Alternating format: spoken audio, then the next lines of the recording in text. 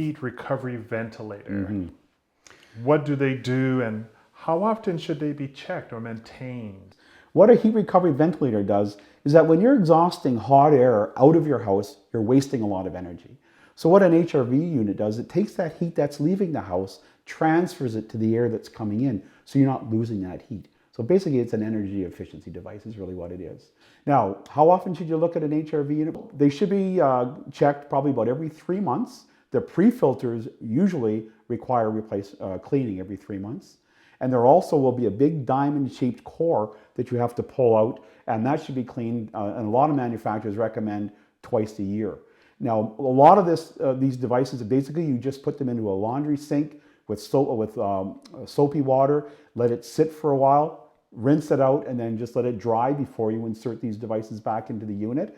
The manufacturer's instructions are always written right on the inside of the cover, so if you don't know what the maintenance is on your unit, just check the manufacturer's specs. They're right in the cover. As soon as you lift the lid, it's right there, and it'll tell you how often to change or clean the filters.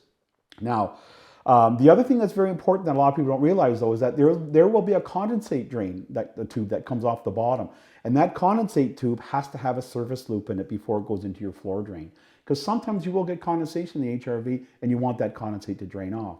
But you must have that service loop, and I see lots of homes where that's missing.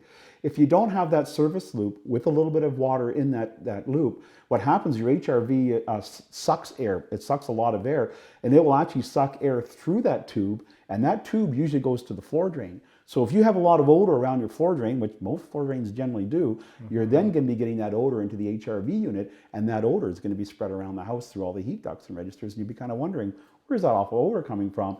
And it's actually the HRV sucking sewer gas almost. From your floor drain. So make sure you have that little loop with water in there. And if you need to have water to that little loop, just lift the door. You can just grab a little bit of water and just pop it down into the drain at the bottom, and it'll go straight into that little service loop.